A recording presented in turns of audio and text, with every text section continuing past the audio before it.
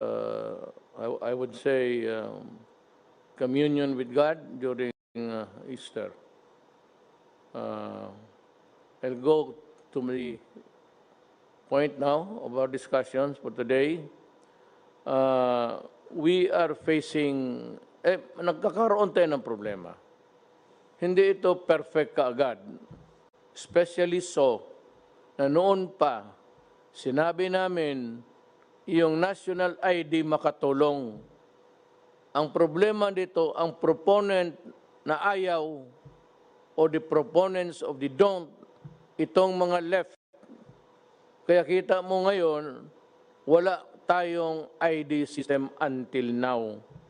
Kung may ID system lang tayo, we could have naiwasan natin itong mga to. Because all we have to do, ang kailangan lang namin, tanungin namin yung DILG, ilang tao yung barangay na yan, then ipadala namin yung pagkain at kunin na lang ninyo doon sa tindahan ninyo or the disposal point, wherever it is, ipakita mo yung card mo, ibigay sa iyo. Ngayon, ayaw ninyo, yung iba ayaw magpalista. You are not hindi ka nakatira sa barangay na ito o nakatira ka sa barangay B or C. Kaya nung nagsisensos ang mga barangay, pati yung DILG, kung wala kayo sa listahan, then hindi kayo mabigyan. Hindi na kasalanan yan. Huwag kayong magturo sa gobyerno kasi ginawa namin ng lahat noon pa. Kaya gusto nga namin may ID. Mananiwala naman kayo sa mga left, mga komunista. Sige. Doon kayo maniwala. May eleksyon na dadating. Doon kayo. Kasi mahaba pa to. Yan ang problema. So inaayos namin yan. Gusto ko lahat mabigyan. Ayaw kong may mamatay ni isang Pilipino na gutom. Kaya may another survey tayo. Madalian. Ang dapat yan barangay captain because that is your duty. Inyong duty yan and the mayors to determine sino yung hindi nasali sa listahan at mabigyan kaagad.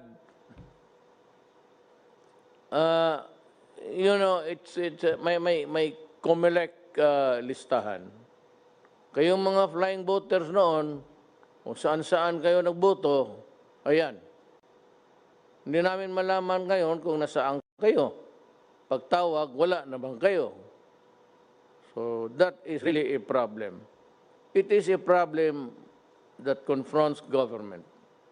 Problema ninyo, problema namin. But kung magdating na tayo sa laro ng sisiyan, the blame game,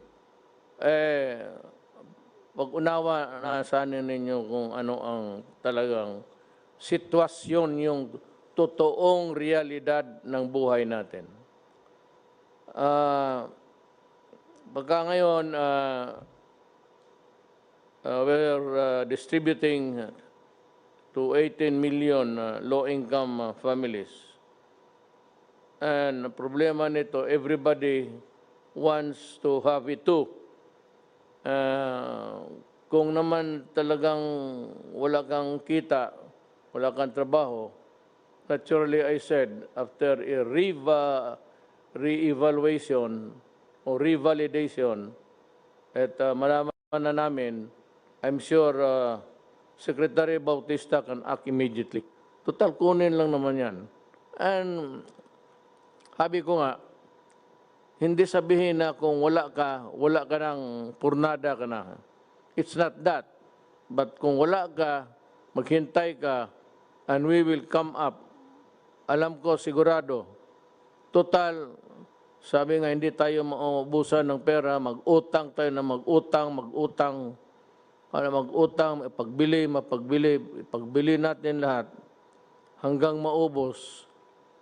Tapos punta na tayo lahat sa Amerika. Alam mo bakit ko sinabi yan? Alam mo, I'd like to address may pinapatamaan ako, ang Pilipino mismo. Pati yung mga countries that traditionally have been lukewarm or refusing to understand or causing problems for other nations, Amerika. Ngayon, ganito ang problema namin. America is part of the problem of the Filipinos now. Kasi sa karaming tinamaan sa kanila, marami ng patay,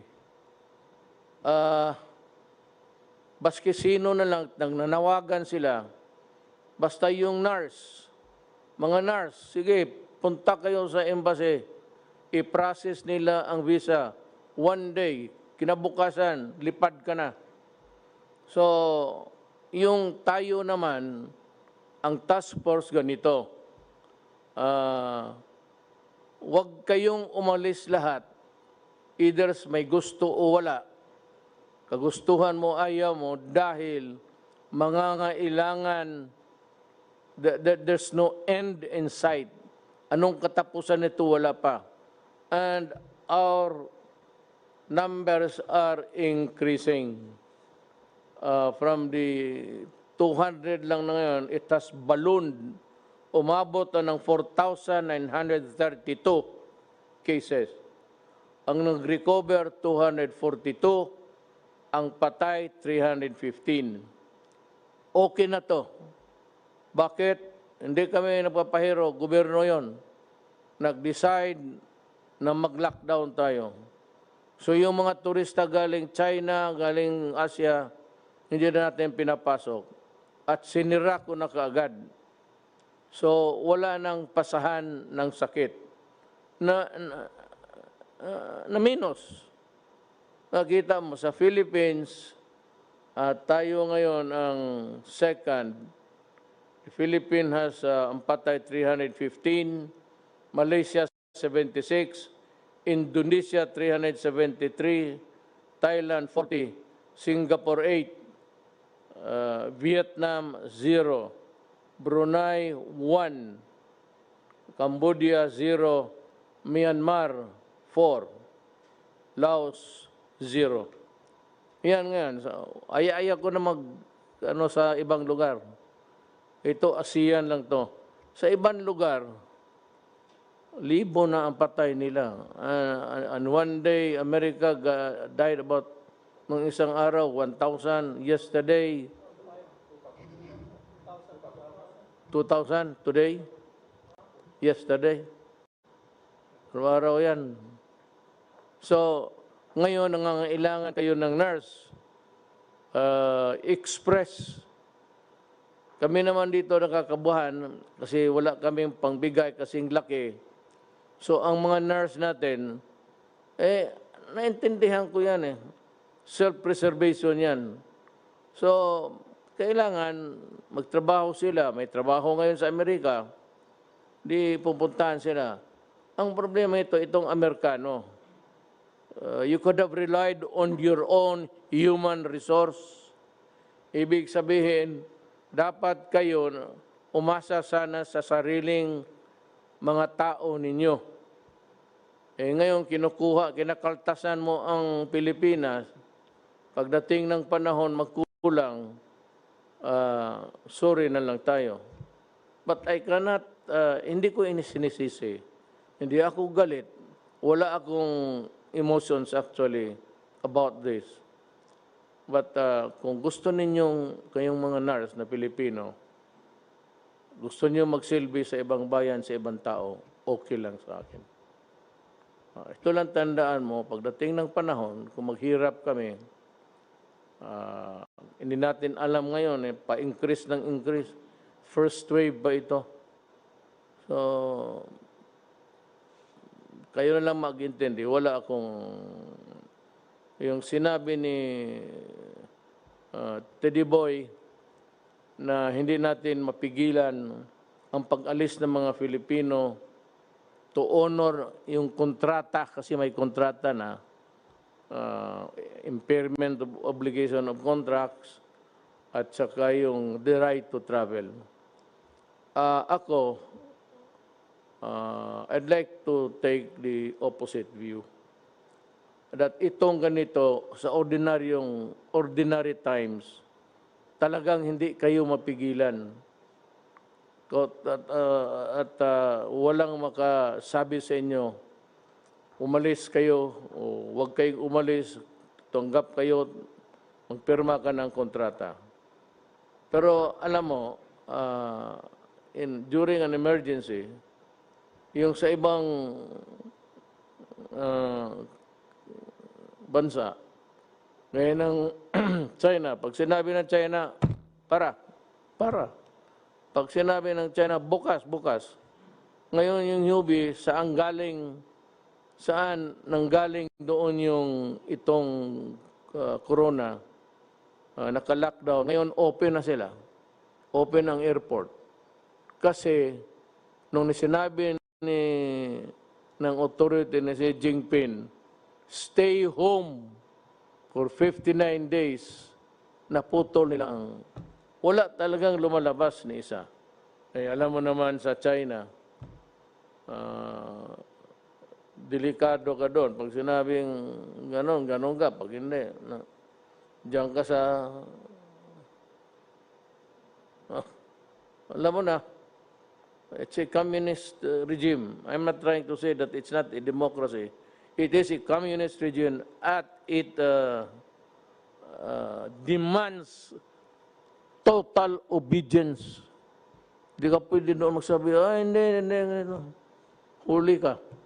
Dito hindi ka magawala yan kasi demokrasya, papasok ang human rights, nandiyan sila Jokno, mas marunong sa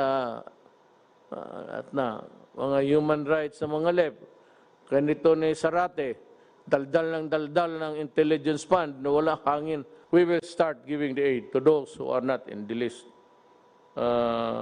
DSWD, and again, mag-pinch hit ang DILG to help in or you divide the territory, yung iba, DILG, yung iba, DSWD, yung mga tao na hindi nasali sa listahan. Gagastos tayo para sa Pilipino. I said, we will borrow, we will sell,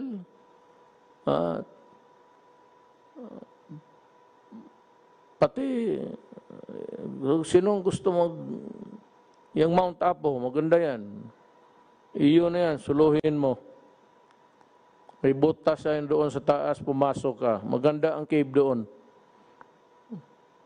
Doon natatago yung mga NPS, sindihan ko yan. Yung sundalo, bubusan mo yan ng 5 drum, tapos sindihan mo.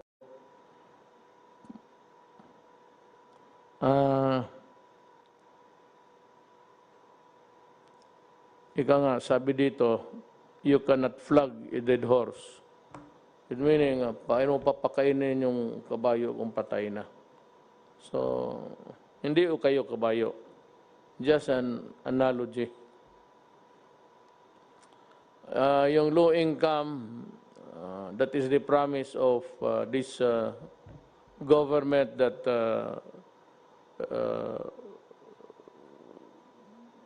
we will try to I'd ask the Secretary Sani to talk about this. Nauna lang ako kasi para maano ninyo. Tapos ito speech to. Hindi ako nag-i-speech ako pero istorya lang speech. Lalo tayong mamatay nito.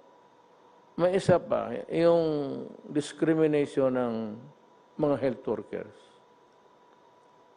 Alam mo, pag tinamaan kayo ng COVID,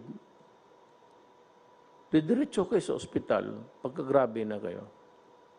Sino nagsusugal ng buhay nila doon? Yung mga doktor pati yung health workers.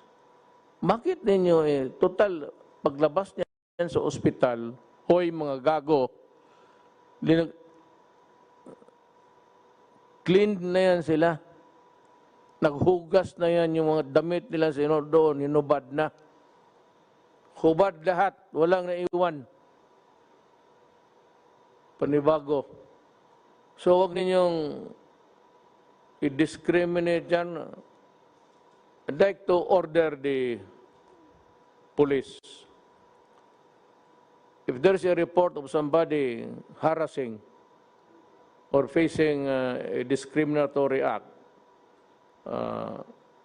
you arrest the person. Huwag mong bitawan hanggang hindi ko sinabi na bitawan.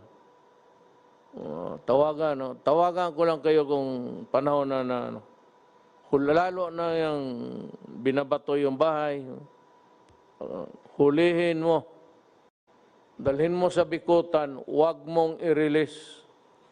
Ngayon, kung idemanda ka, sabihin mo, ako, ituro mo sa korte siya. Okay lang yan. Total lang. At yung sa priso naman, huwag mong pakainin. Hayaan mo magutom. Titigas ng ulo ninyo. Yung mga tao, nagsusugal na buwan, naghihirap, tapos ganunin ninyo. Kung ganun, huwag kayo magpa-hospital. At kayo naman mga health workers, kung nakita ninyo yung tao nagbato ng bahay ninyo, nandoon sa ospital ninyo, alam mo na. Alam mo na kung anong gawin mo.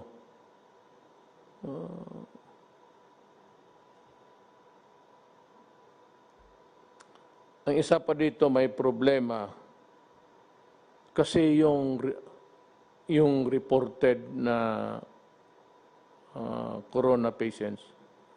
Ang problema natin yung not reported tapos namatay sa mga bahay-bahay at hindi ninyo alam COVID pala ang, corona pala ang dahilan, o ayaw ninyong sabihin kasi hindi kayo makapagburol ng matagal o nahihiya kayo.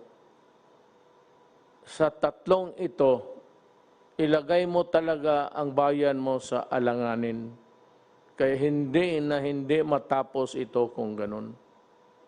So again, it behooves upon the barangay captain to see to it that kung sino yung namatay, siguraduhin lang pagsabi, heart attack. Kasi kung walang pinagsasabi din na testing kaagad. Yung pamilya mismo na yung namatayan, testing kaagad. At kung malaman ko na namatay sa corona, kunin ko yung patay, at sa gusto ni Diyos hindi, magagalit kayo sa akin, wala na rin ako magawa, trabaho ko yan, dalhin ko yan doon sa crematory, sunugin ko. Yan ang trabaho ko. Maganda pakinggan sa inyo, okay na, papasalamat ako. Ayaw ninyong umintindi, okay rin sa akin. Maligaya rin ako. Total, ito akin trabaho lang.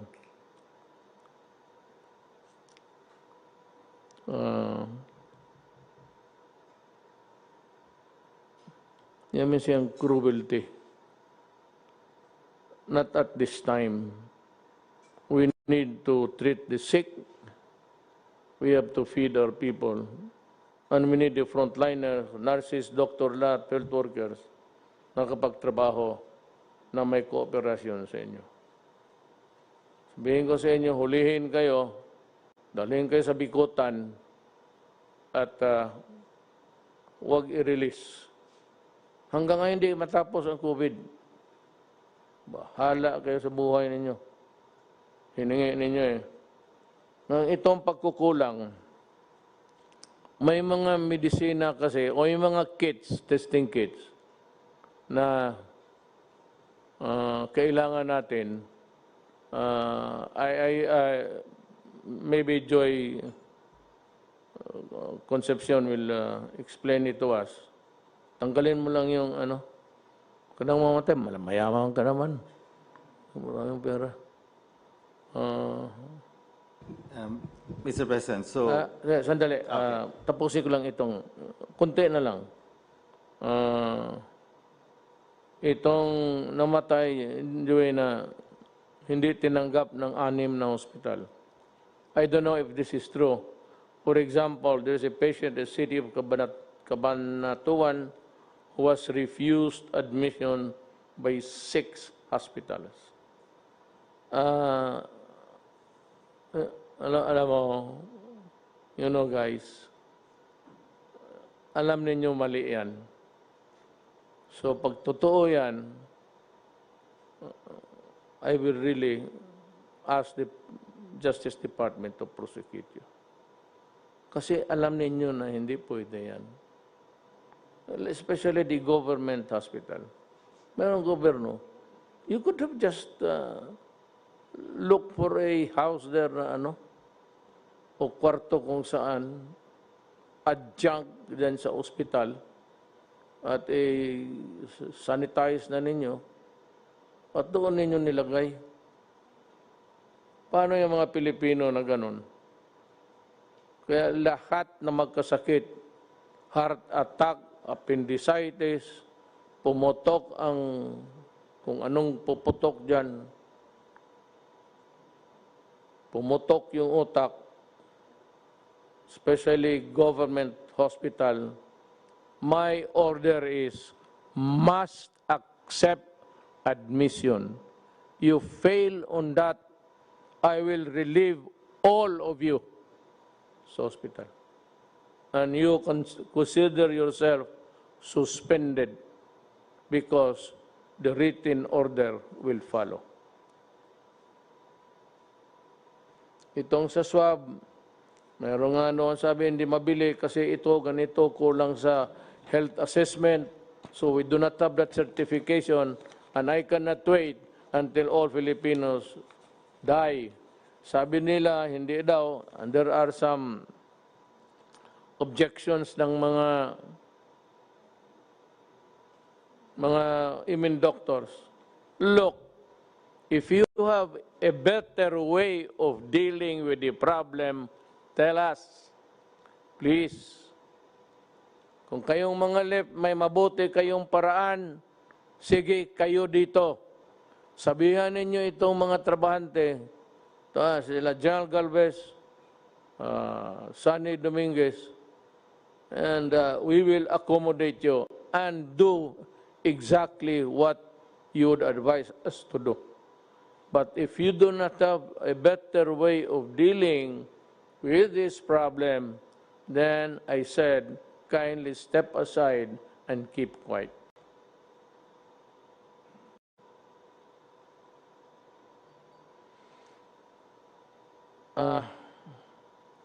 Just like in other countries, yung iba na sumunod talaga, kagaya ng Korea, yung may disiplina na bayan, alam mo, medyo humina sila. Pero sa Amerika, kasi maraming hindi rin sumusunod, at Pilipinas, hindi tayo bumaba. Tumaas tayo from a few hundred to 1,000 now, 4,932 as of 4 p.m. today. Ngayon, April 13 at 4 p.m. The record stands like this.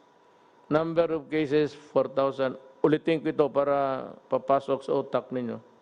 4,932. Ang nag-recover, 242. Ang patay, 315. Mas marami ang patay kaysa naka-recover. At yung recover na yan, it's not a recovery of 1 day, 2 days. Stay in the hospital or you stay where you are. If you are treated, you might pull through. Hindi na nahinto ito. Kasi baski, kaya ako na late kami. Yung expert ng mga taga-WHO, hindi talaga ito maputol. Maganda pa naman sana ang record ng Pilipinas because naka-lockdown tayo on time. Nasira natin yung pinto bago pumasok yung mga mga aswang. Pero may pumupuslit yung sumusugal, pupunta na magsugal, mag-inom o kaya sa palengke, there seems to be a lack of uniformity in the matter of enforcing the distance rule, yung social distancing. Alam mo, pag hindi natin ito susunod, walang mangyari. Wala talaga mangyari. Kami dito, salita ng salita hanggang makuha rin namin ang COVID. Baka una kaming mamatay, pero hindi talaga ito makatulong sa Pilipino. Huwag munang lumabas ng bahay. Ang buong mundo, pera sa China, doon si Hubei, doon nag-umpisa yung Hubei, nag-umpisa yung kuwan. Ngayon, ayos na sila. What a, anong tawag na ito? How would I,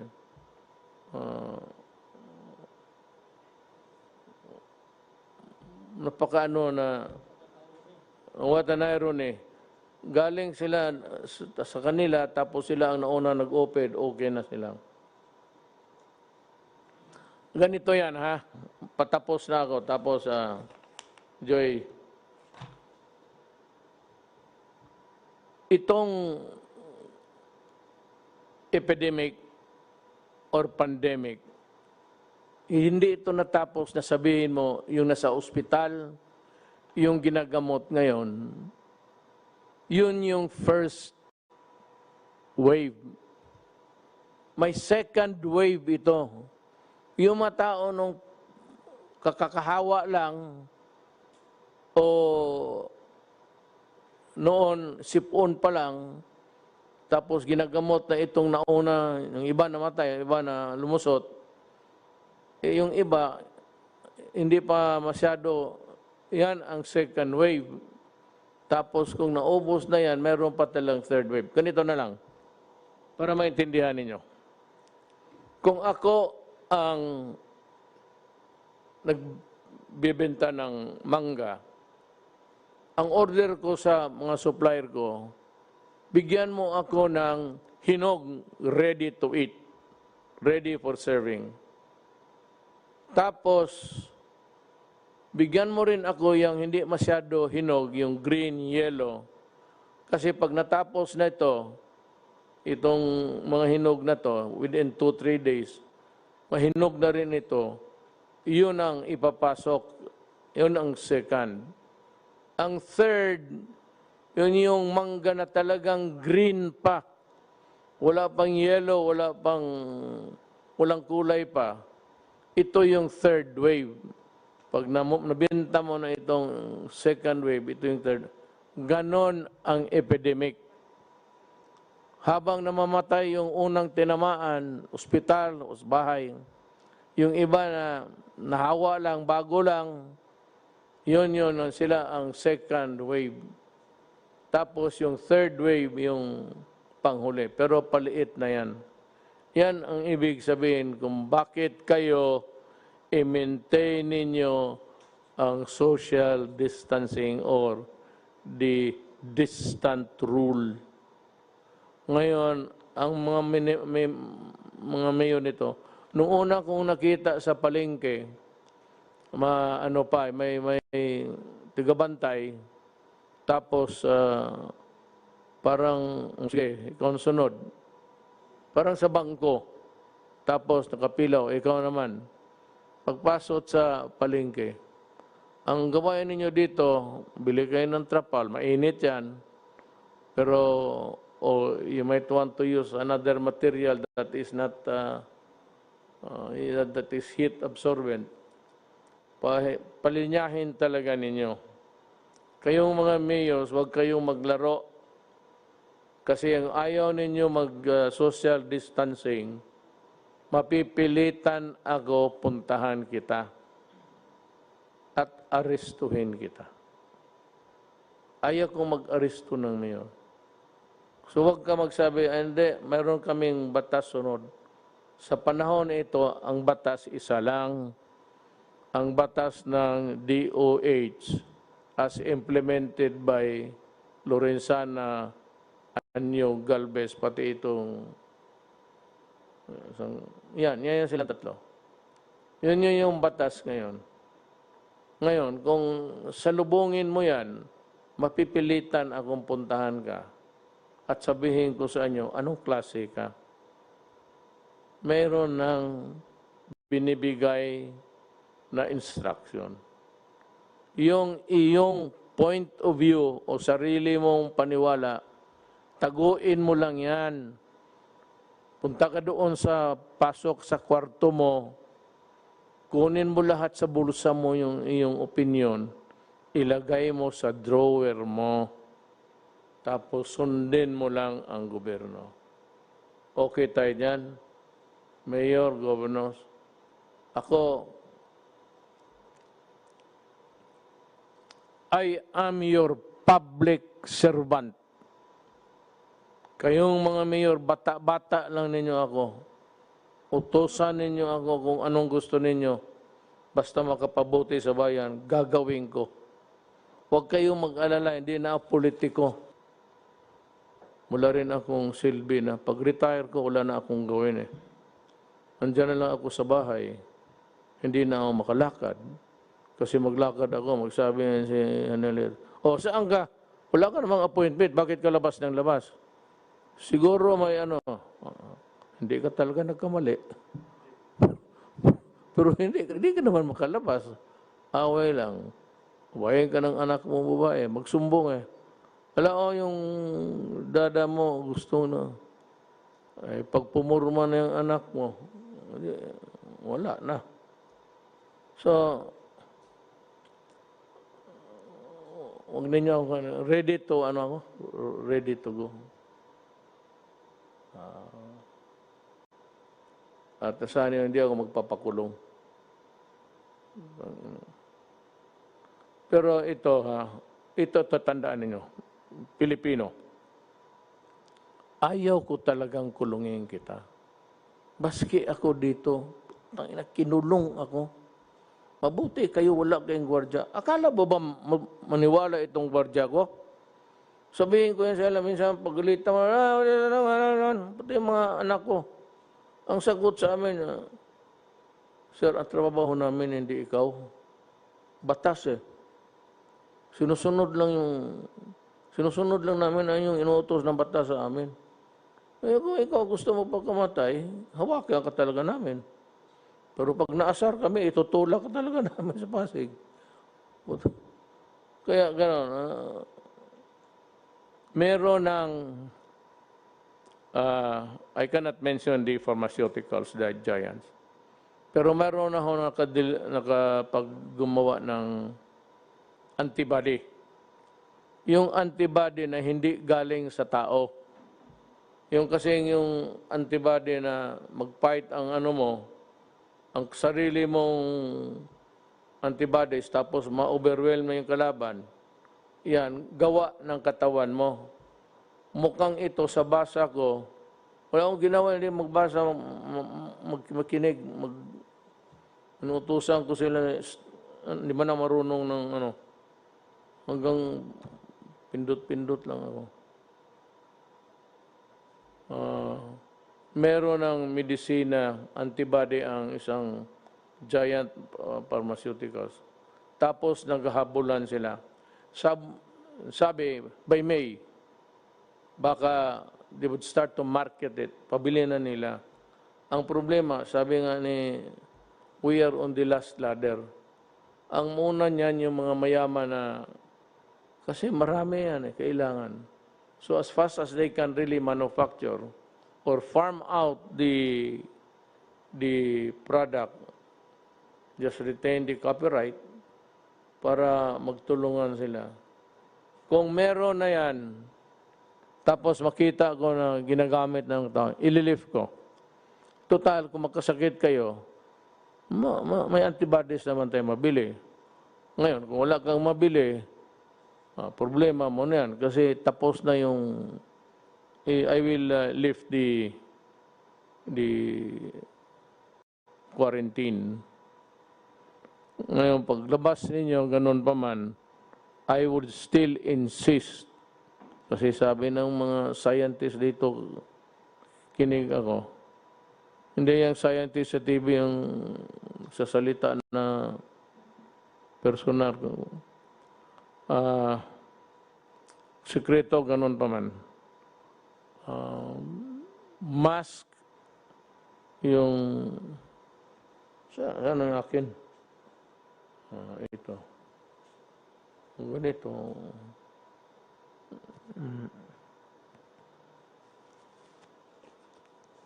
Mask.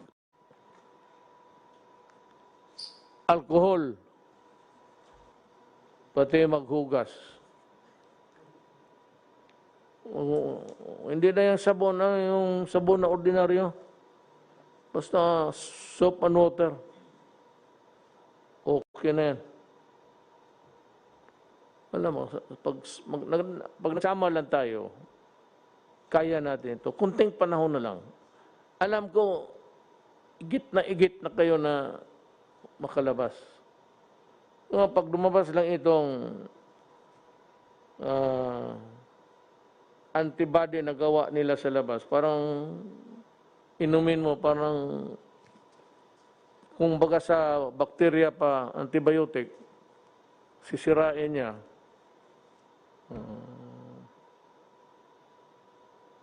Kasi itong, wag na. Para mapagsabihin, mga scientist pa ako. The nature of a COVID, gusto ko sanang, baka sabihin ninyo, bakit di ka naman doktor? Bahala na ng mga doktor mag-explain. So I will start with Joey. Kasi ngayon, ang pinaka-burning issue, yung middle class ba, yung mga MSME, after that, Sunny will Joey, mauna ka, then Sunny will give his piece of. Mr. President. Mukhang kayo lang man ang dalawa ang ano dito. I'd like to ask the presidential spokesman to listen so that you can formulate a very coherent thing of a presentation. So, Mr. President, I think a question was asked a couple of weeks ago, which is more important, life or money? There is no doubt that life is the most important. But however, without money, how will people eat? How will people buy medicine? And how will our MSMEs recover? So, how do we bring back the economy in a sustainable way and still make it safe? Mr. President, you did the right thing when you locked down at the right time. We are close to we basically are close to finishing the 1 month. And we're moving to the third reset, which is 2 more weeks. So it's a total of 3 resets or 6 weeks in total that we have been locked down. And I think now is the time that we should really look and plan on how to gradually shift towards reviving the economy, because in the end, social amelioration cannot last forever. We have to bring back the jobs. For confidence to be brought back, I think they have to see that our numbers of the number of people getting infected are starting to taper off and go down. And I believe that with that and with the assurance that we in government are really on top of the situation and finding all means to really help every Filipino worker out there, I think we will win this war. And I'm sure that with our 3 veteran generals who are now implementing this whole execution, and I believe that in the end, you can have a great plan, but in the end, the key is really execution. So I'm confident that Secretary Galvez is leading this role, and I think he definitely has the full private sector support. The donations from the private support has been quite immense. And we are still there, because in the end, if we don't bring back the economy, then many of our Filipino brothers will suffer. And that's our goal, to really push hard. And I think in the end, Mr. President, with your leadership and your gut feel, I think we will succeed. Thank you, Joy. I hope I'll have the time to review your suggestions, then come up with something which we can convey to you maybe in 2 days' time. Now we would like to ask Sunny, Secretary Dominguez. He has a lot for you. You just listen. Thank you very much, Mr. President. First of all, thank you for, again, being very decisive and protecting the Filipino people against this COVID. I had a meeting with the World Bank a few days ago, and they said that your decisiveness in first reducing the number of people coming into the Philippines in February, and then in March, followed up by the lockdown, probably has saved 100,000 lives in the Philippines. So again, thank you for being so decisive. This is the trade. This is the real trade-off. How many people are going to get sick and how many people are going to die? So I said this is just the first pass. It took us 2 weeks to get this thing done. I asked the private sector to do it because they have actuaries, they have access to data, but they have not come out with it. So I'm not saying this is the final, I'm just saying this is the beginning of a discussion. Good evening po, Mr. President, Senator Yes, Go, and cabinet members. This will just be very quick. So the proposal is we provide small businesses with a wage subsidy.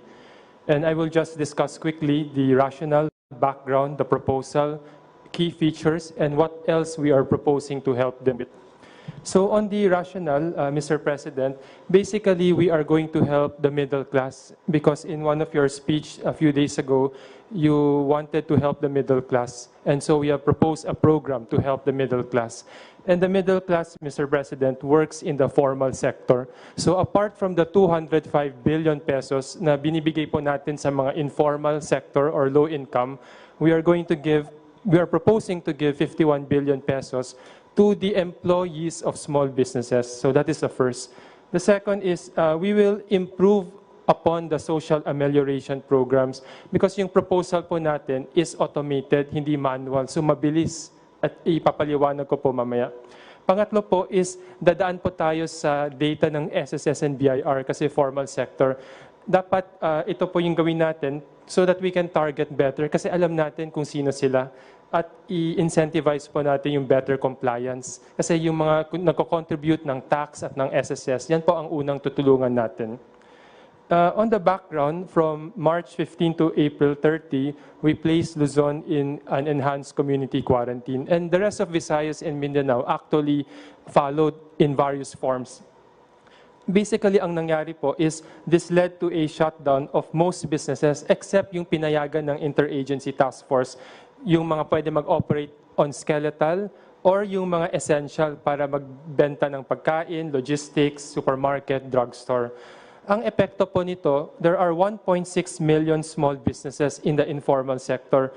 436,000 po napilitan magsara.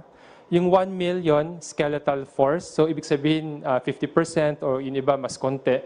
At 117,000 lang yung pinayagan po natin na magbukas para magbenta po ng pagkain, ng mag-tracking or so on.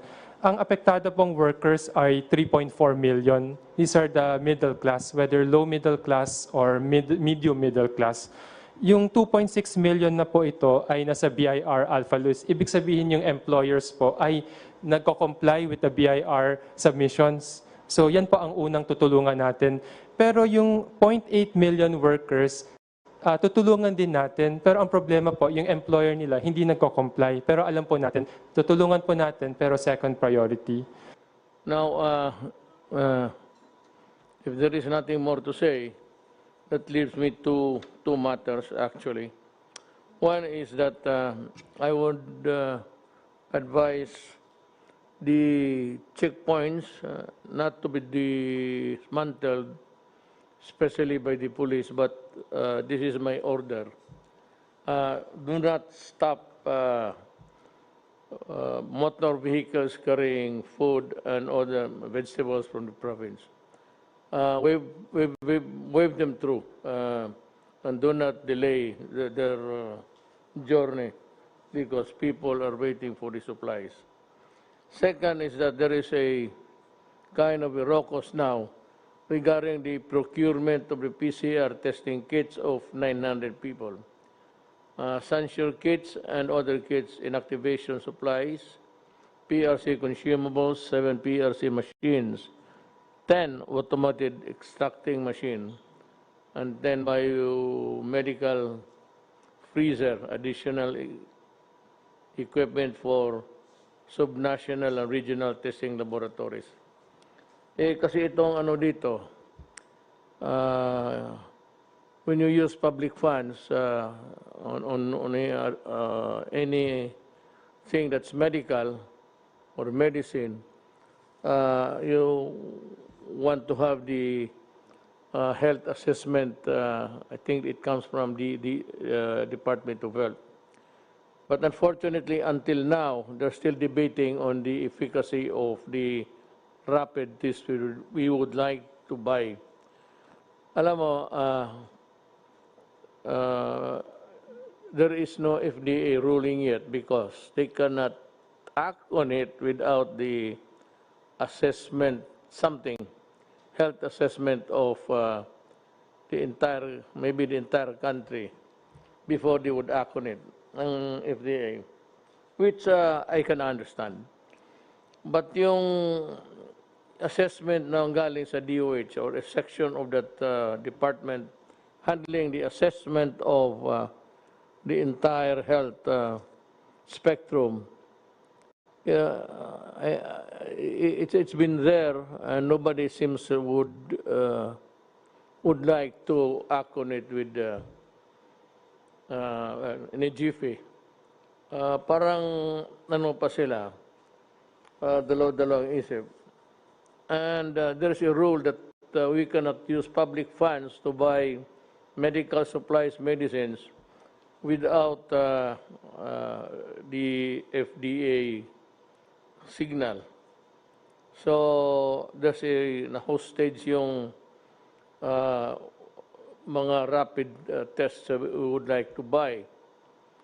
I will take the risk. I will order the health department and everybody. In the meantime, private sector is doing it. Maybe we can take over someday or do it altogether with your help. I am clearing the way by ordering the purchase. Total, walang FDA local. But what we are trying to buy outside is approved by the FDA, United States of America. So in a sense that almost all of what we eat by products of all sorts, pagka meron ng FDA approved, there's in the box FDA and galing America, kumpante naman tayo niyan. As a matter of fact, I do not really believe that they would do more testing. Ganoon lang yan. So, pagka walang yung assessment galing doon sa baba sa DOH, hindi natin mabili. I'm clearing the way.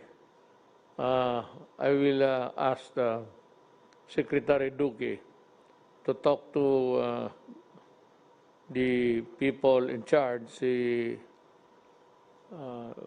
Secretary Galvez, and they can proceed to buy it immediately, as fast as you can really do the procurement at this time. Take note of the fact that we are all in this, the entire world, we might not have the supply.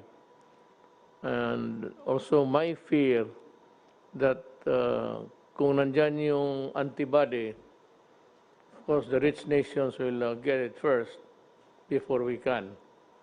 And that I placed a condition there na kung nandyan na yung antibody available na sa market dito and that's being sold in quantity, in numbers, then I'm inclined to maybe at that time lift the lockdown.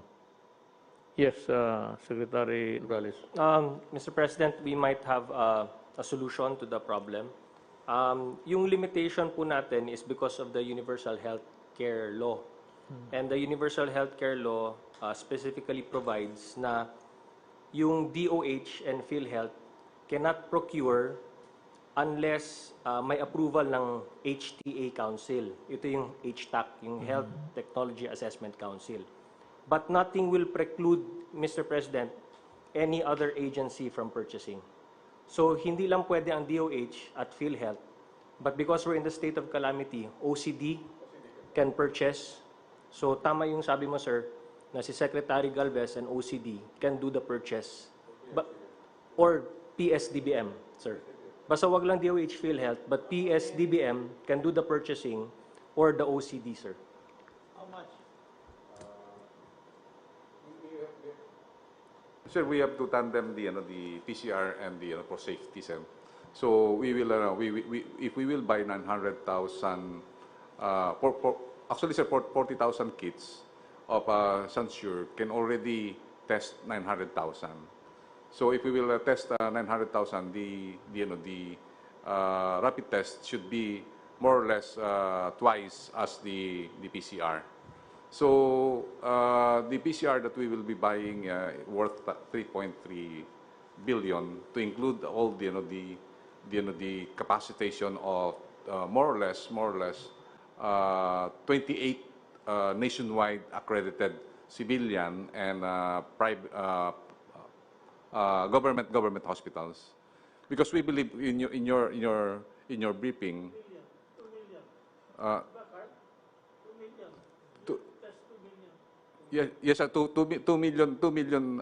Actually, we will test on a rapid test 2 million and 900,000 for the PCR for the confirmatory. So that's the we have to have really to have a safety for the false positive and false negative with the PCR, and also in order for us also to test the efficacy of the rapid test. So that's the point, sir, that we have to really to buy both. The PCR and all the automated retraction and including the freezer, it costs us 3.2 billion. I already submitted it to PSDBM for the immediate procurement. The rapid test we have not yet because we have to sir, we have to be careful. There are rapid tests that sometimes it really gave us a false sir. Merong mga rapid test na sir na kailangan natin talaga na FDA approved. Sec, I can answer that. If you buy in volume the recent purchase of Ayala, you can get it anywhere between $5 to $7. If you buy $1 million worth, it will go down that low. So it is based on volume. You can get it much cheaper if you get it on volume. There's one FDA brand that was purchased recently by Ayala. But you have to buy a bigger quantity. I asked DTI to canvass all the different rapid tests, IgG and IgM. They have a list there, and I can have them send it to you. But the price goes down if it's really in a big volume. Well, I said you can go ahead and buy it immediately. You have my clearance. Okay. So there you are. Sana na napaintindi ko sa mga kababayan natin kung ano ang ginagawa natin and what are the things that we intend to do in the future. This corona is ano ito, it's a wild card sa health ng tao. So we do not know how this will end, when, but for lack of a better way of protecting the people, that is except by asking you to go inside your houses, with my assurance that when the antibody that's being, I said, it has passed the medical tests o yung clinical test nila, it's ready to be sold by May. Kung makita ko nandyan at magkaroon tayo ng supply, then I am ready to live. Kasi wala talagang vaccine. It might come, it might not. But itong antibody, which has been manufactured outside of the human body, parang killer ito na ano, just like the antibiotic. Talagang bibirahin niya yung bacteria. Ito naman yung virus, yung katawan lang natin. But, you know, for whatever it is really worth, we have to thank these guys for coming up, and whether the efficacy is really sort of hangs in the balance.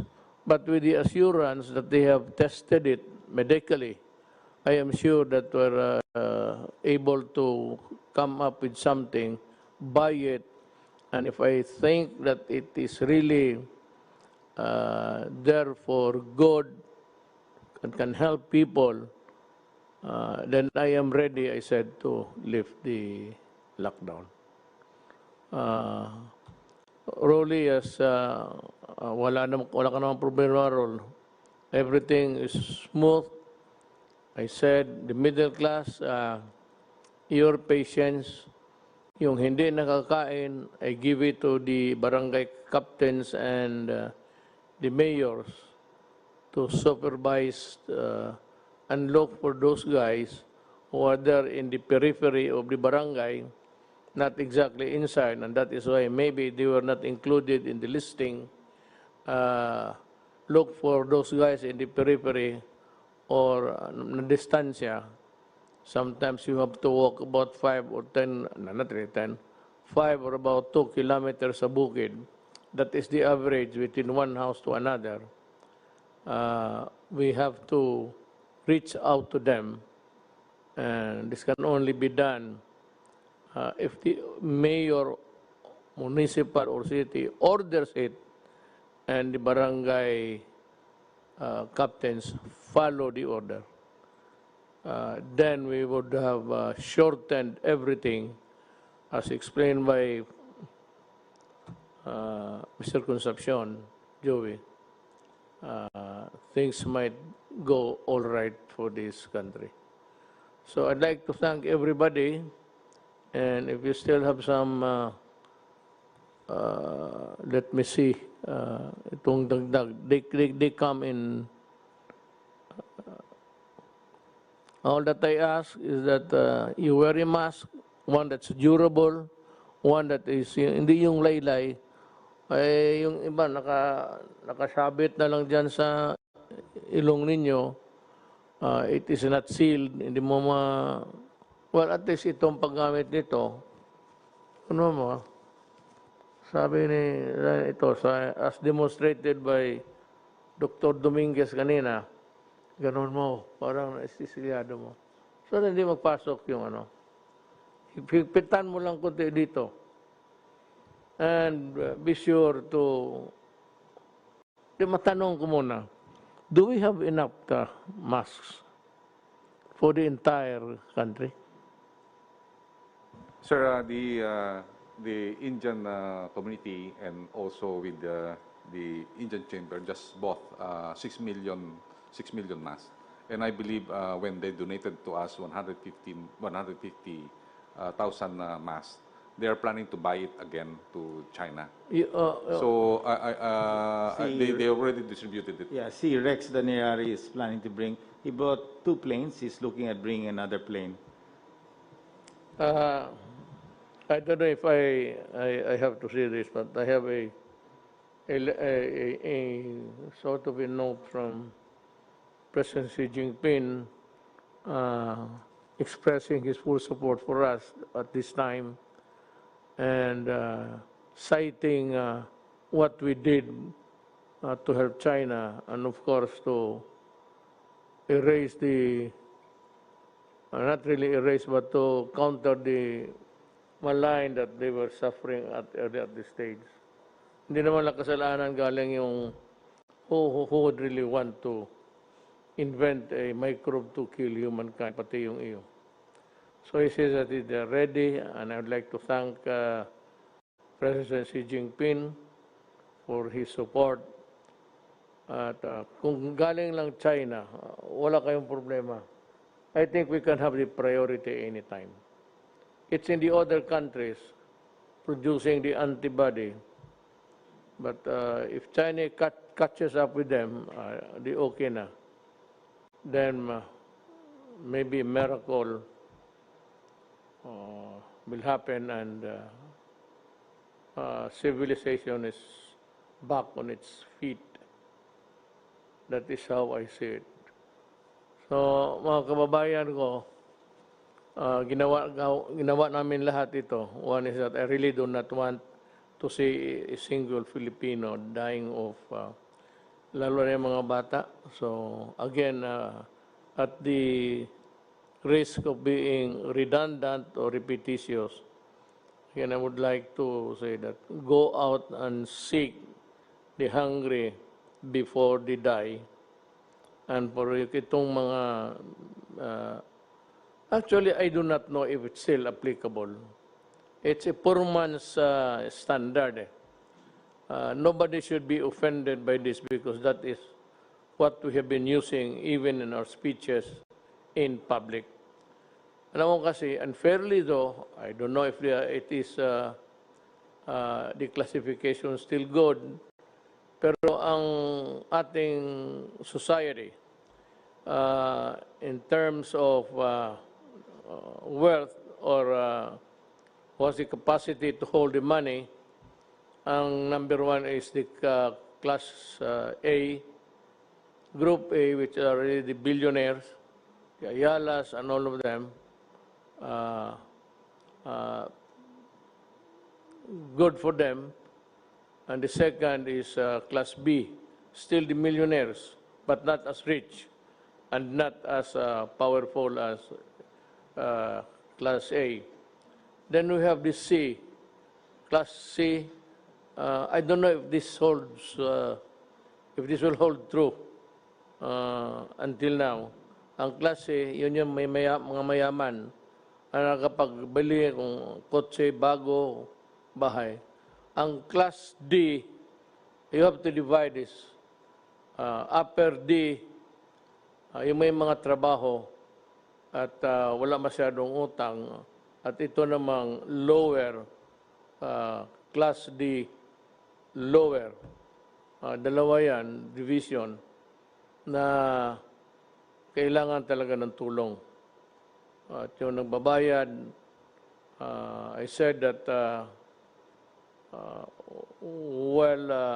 it was Governor Remulla who suggested it first.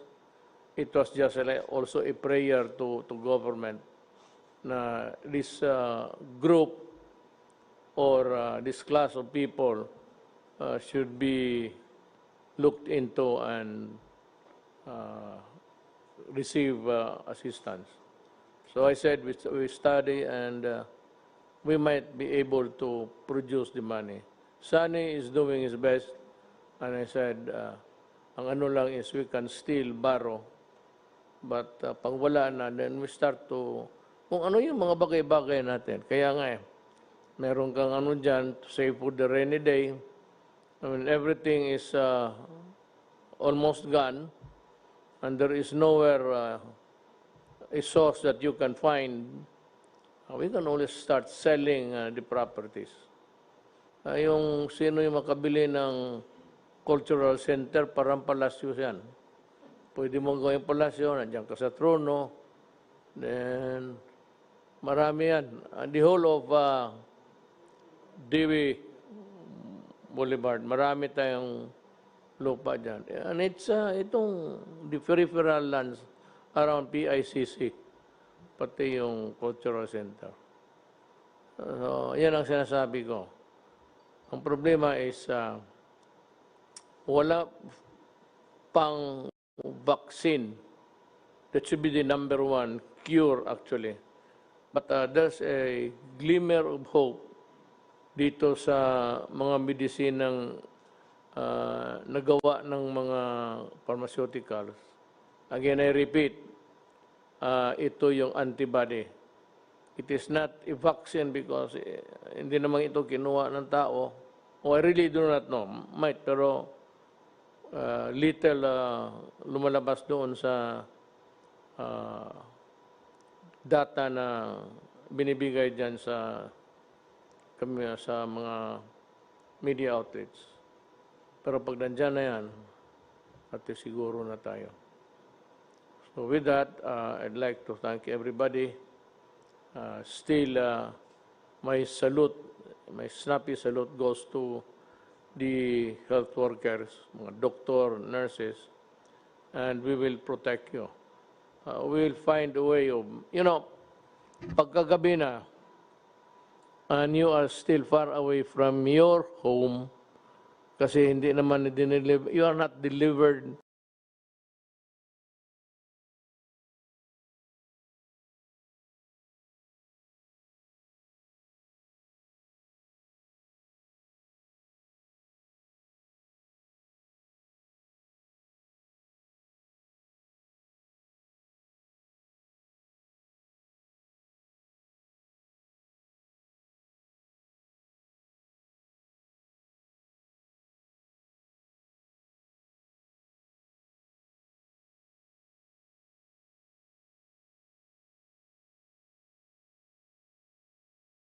at saka yung may mga franchises, most of them are also inside their houses or has taken off for a vacation.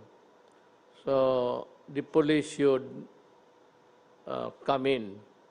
Yung mga health workers, may card man yan na naglaklakad, tanungin ninyo kung kaano siya kalayo at pasakayin ninyo. Give them a lift and deliver them to the house. Galing terminal, hindi naman deliver yan tao por tao sa bahay. Bababa sa terminal, and if you feel that you have to walk, you really have to walk. And if you feel tired or just want to go easy, you flag down any police, military or police. And my order is this, give them a lift. Tumulong kayo sa kapwa-tao natin. These guys are important in our fight because without them, all is lost. So again, I ask for everyone's cooperation. Maraming salamat po sa inyong lahat.